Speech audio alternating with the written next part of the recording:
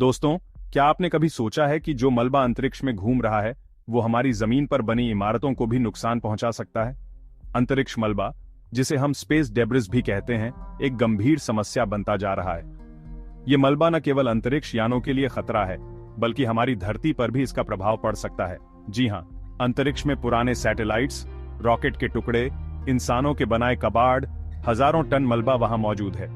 ये मलबा विभिन्न प्रकार के हो सकते हैं, जैसे कि निष्क्रिय उपग्रह, रॉकेट के बचे हुए हिस्से और अन्य अंतरिक्ष मिशनों के अवशेष।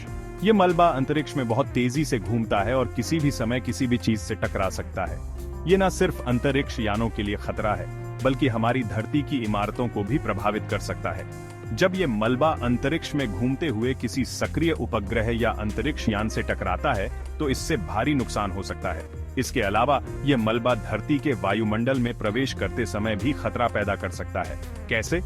जब ये मलबा धरती के वायुमंडल में घुसता है तो तेज रफ्तार से जलने लगता है। वायुमंडल में प्रवेश करते समय यह मलबा अत्यधिक गर्मी उत्पन्न करता है और जलने लगता है। हालांकि अधिकांश मलबा वायुमंडल में ही जलकर राख हो जाता है, लेकिन कुछ टुकड़े धरती तक पहुंच जाते हैं। ज्यादातर मलबा तो राख हो जाता है, लेकिन कुछ टुकड़े धरती तक पहुंच जाते हैं। ये टुकड़े कभी कभी बड़े और भारी हो सकते हैं, जो धरती पर गिरकर नुकसान पहुंचा सकते हैं।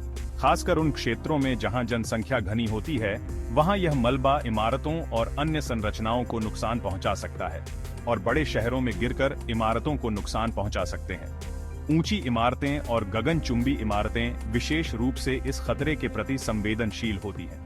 इसलिए यह महत्वपूर्ण है कि हम इस समस्या को गंभीरता से लें और इसके समाधान के लिए कदम उठाएं। तो अब इंजीनियर और आर्किटेक्ट्स को क्या करना है?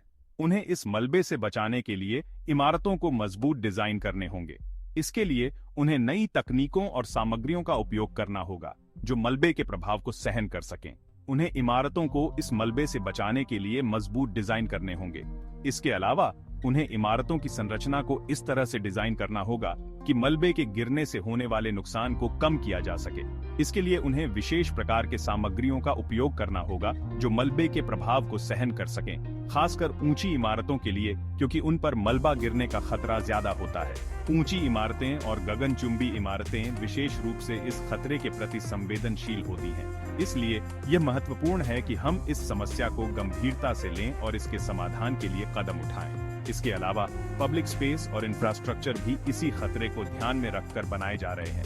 पार्क, ब्रिज, स्टेडियम, इन सबको इस तरह डिजाइन किया जा रहा है कि मलबे के गिरने से कम नुकसान हो। इसके लिए उन्हें विशेष प्रकार के सामग्रियों का उपयोग करना होगा, जो मलबे के प्रभाव को सहन कर सके। पार्क, ब्रिज, स्टेडियम, इन सबको इस तरह डिजाइन किया जा रहा है कि मलबे के गिरने से कम नुकसान हो। इसके लिए उन्हें विशेष प्रकार के सामग्रियों का उपयोग करना होगा, जो मलबे के प्रभाव को सहन कर सकें। इसके अलावा उन्हें इमारतों की संरचना को इस तरह से डिजाइन करना होगा कि मलबे के गिरने से होने वाले नुकसान को कम किया जा सके। अच्छी बात यह है कि सरकारें और अंतर्राष्ट्रीय एजेंसियां भी इस मुद्दे पर काम कर रही हैं।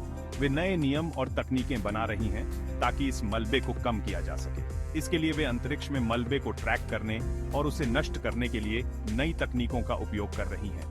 नए नियम और तकनीकें बनाई जा रही हैं ताकि इस मलबे को कम किया जा सके। इसके लिए वे अंतरिक्ष में मलबे को ट्रैक करने और उसे नष्ट करने के लिए नई तकनीकों का उपयोग कर रही हैं। इसके अलावा वे अंतरिक्ष में नए मिशनों के लिए भी नए नियम बना रहे हैं ताकि मलबे की मात्रा को कम किया जा सके।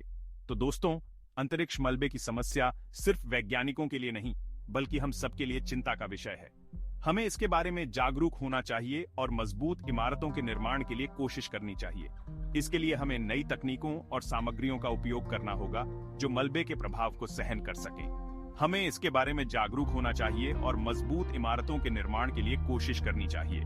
इसके लिए हमें नई तकनीकों और सामग्रियों का उपयोग करना होगा, जो मलबे के प्रभाव को सहन कर सकें। इसके अलावा हमें इमारतों की संरचना को इस तरह से डिजाइन करना होगा कि मलबे के गिरने से होने वाले नुकसान को कम किया जा सके।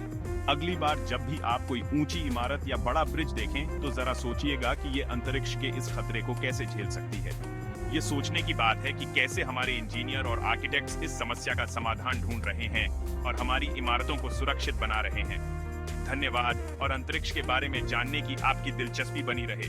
हमें उम्मीद है कि आप इस समस्या के बारे में जागरूक होंगे और इसके समाधान के लिए कदम उठाएंगे।